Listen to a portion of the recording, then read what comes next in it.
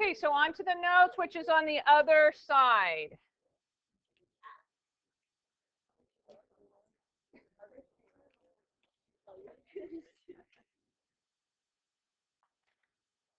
Okay, so solving radical equations today. So here's some steps to solve radical equations. The first thing we need to do is to make sure the radical is isolated. What does that mean? It's got to be by itself. Okay, so you're going to have equations, and one side has to have just the radical with something inside it. Number 2, square both sides of the equation to eliminate the radical sign. Number 3, solve the remaining equation. And 4, check for extraneous solutions.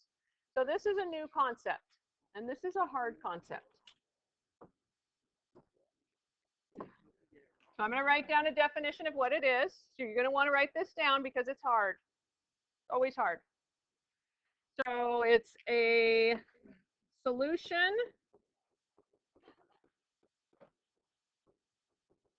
which you find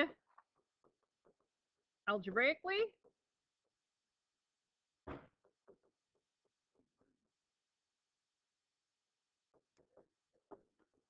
but when you substitute it into the equation,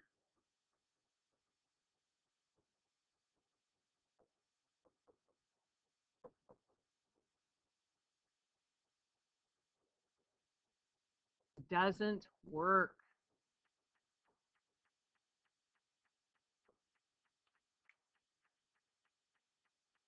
So sometimes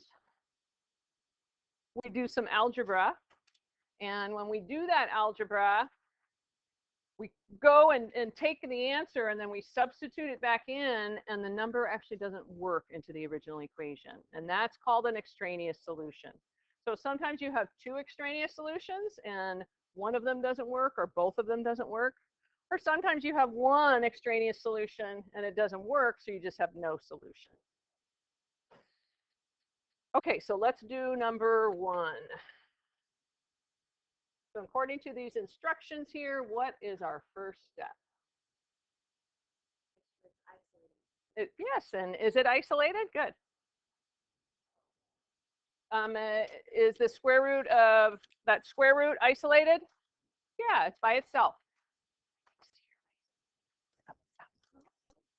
So what next? Because it's isolated.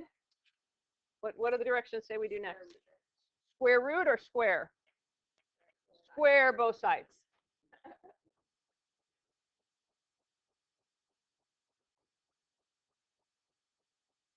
So we can square one side and square the other, and that's okay.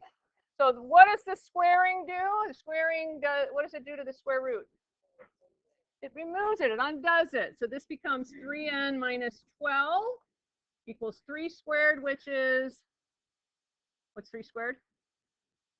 9. And that's another common mistake, to forget to square the other side. Sometimes students will get rid of that square root, and then they'll forget to square the other side. So what do we do next to solve it? Plus 12 on both sides.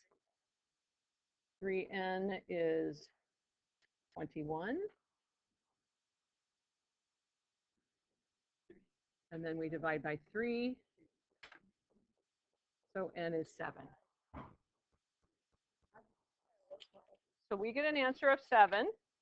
You may check it in your head if you like. I'm going to put it up here just because it's much easier to explain that and writing it up here. So I'm just going to check it in a different color right next to it. So we have the square root of 3 times 7 minus 12. We want to know if that is equal to 3. So we are taking first the 3 times the 7, which is 21. So 21 minus 12. What's 21 minus 12?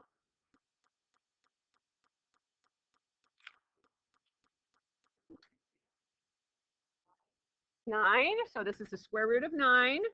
Is the square root of 9 3? Yeah, so we get 3 equals 3. So this checks.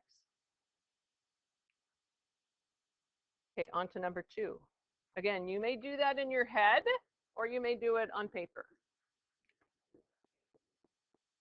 Okay, on number 2, what do we do first on this one? Is the radical isolated already? Yeah, so it's already isolated, so what's our next step? A hand, please.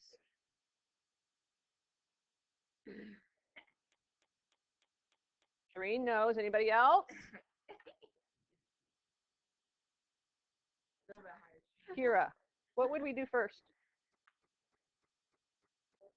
Yeah, good. To get rid of that square root. Let me do it in red.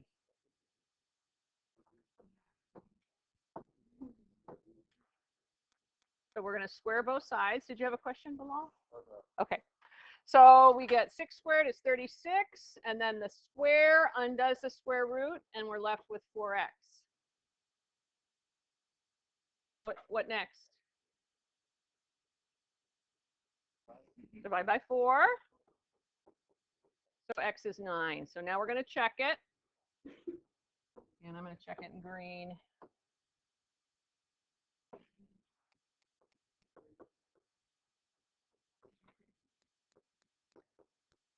So 4 times 9 is 36. And what's the square root of 36? 6. So that checks. So no extraneous solutions. That's what that means. Okay, somebody from this group here. What do we do first on number 3?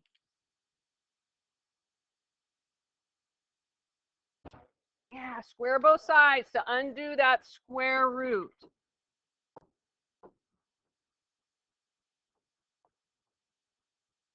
So we get x over 10 equals 7 squared, which is 49. What next? Yeah, so we're going to undo that division with multiplication. Multiply by 10. Then we get x is 490. So now let's check it.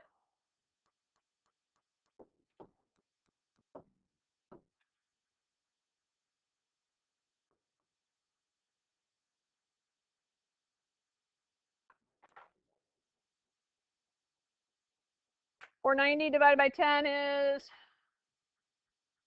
49. And sure enough, the square root of 49 is 7. And so it checks. So that means no extraneous on that. That's going to be your biggest challenge, is remembering to do that every time. Anybody still looking at this? Okay. On to number 4. What do we do first on number 4? Is the radical isolated? It's not isolated this time. So what do we do to isolate it?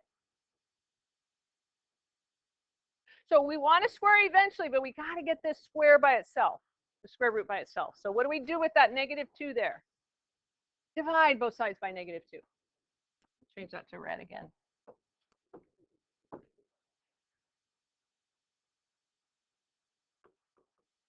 We get +4 equals the square root of 23 minus k. And then this group here, what do we do first on, or next on this one? Yeah, 4. What do you do next on number 4? Yeah, good. Square to undo that square root. So we get 16 is 23 minus k. Questions on that? Does that make sense when I'm undoing that square with the square root? So what would be my next step?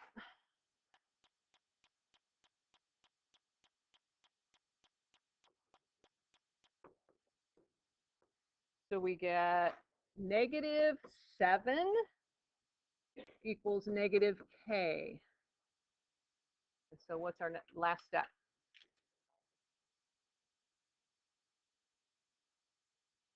-1. So k is equal to 7. And now I'm going to check it. And when I check it, I will erase it afterwards because I did not give myself enough room here. So -8 equals -2. Square root 23 minus 7. So we take 23 minus 7 first, which is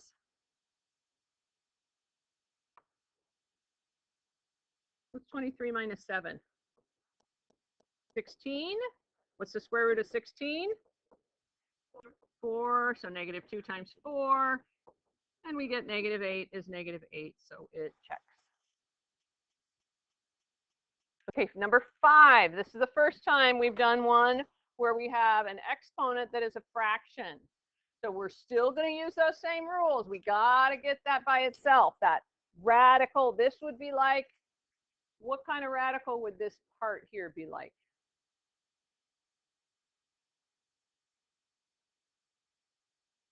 Back to what we just did on the warm-up and on Friday. This is your index. The 2, so that would be a, what would it be? A square root. That's right. So that's like a square root. So we want to get this part here by itself. We're going to get that by itself. So what do we do first?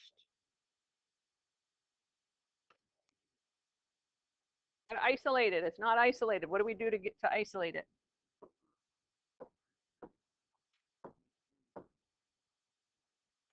That's right. Divide both sides by 9. And we get 7 minus 7x. So the 1/2 is 7. So what do we do next to get rid of that? What was that, Emma? Square or square root? So it's already like a square root. So we want to square both sides. Yeah. So we want to square both sides to get rid of that. If you want to write it as a radical, you can. So you're going to, let me put that in blue. You're going to square both sides.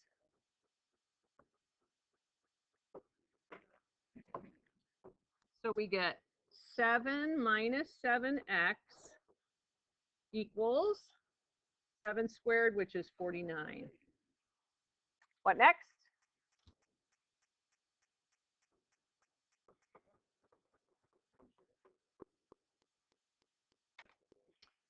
Raphael, what do I do next? Yep. So negative 7x is negative 7.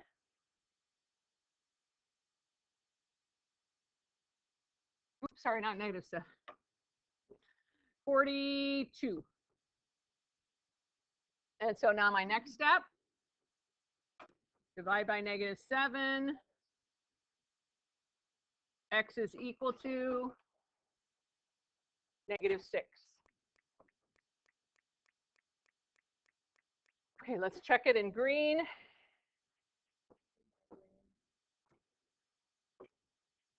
So we've got 9 times 7 minus 7 times negative 6 to the 1/2. Does that equal 63? So this is 9 times 7 minus negative 42. Minus negative means plus, right? So we have 9 times 49 to the 1/2. 1/2 means, exponent of 1/2 means square root. So we're taking the square root of 49, which is 7. So 9 times 7 gives us 63. So we're good.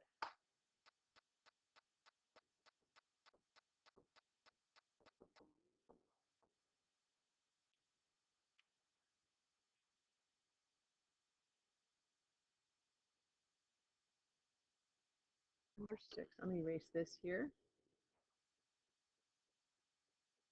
So what do we do first on number 6 to get that by itself? This one is new. We haven't seen one like this. It's our first step. Yes, Ashley. That's great. Subtract 10.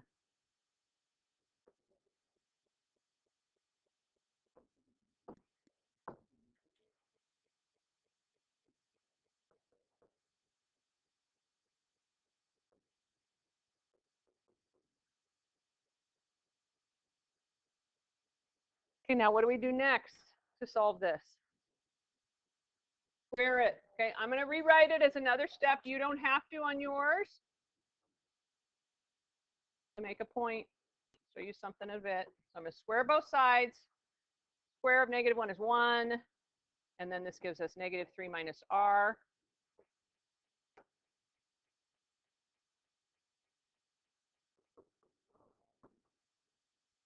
So we add 3.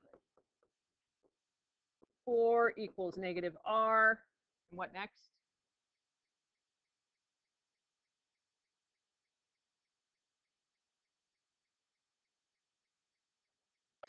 What do we do last? Divide by -1. So r is equal to -4. And now we need to check it. Pay attention.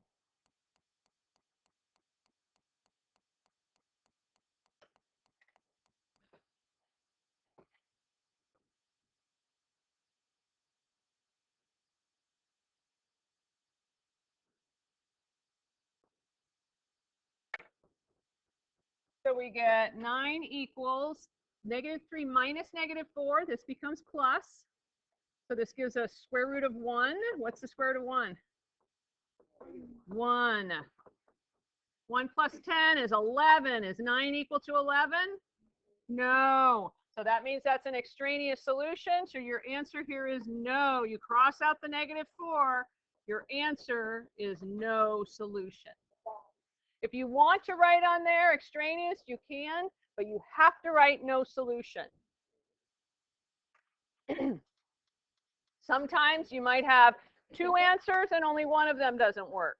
So you just cross out the one that doesn't work. And if there's 2 answers sometimes that both of them don't work, then it's just no solution. Questions on that? Because again, that's the hardest concept, I think, that we were talking about today. Is that extraneous? Okay, I'm going to do one more. I'm not going to do number 8. I'm going to erase this here.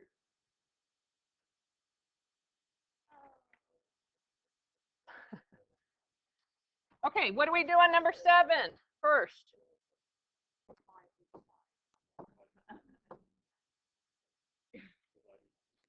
So we've got to get rid of the radicals.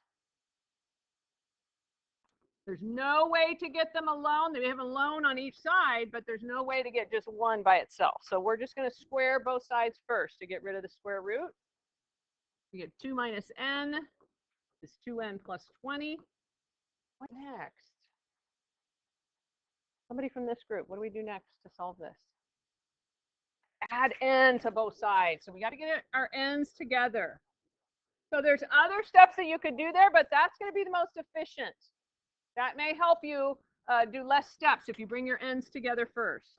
2 equals 3n plus 20 minus 20. -18 is 3n. Divide by 3. N equals -6. Okay, let's do our check.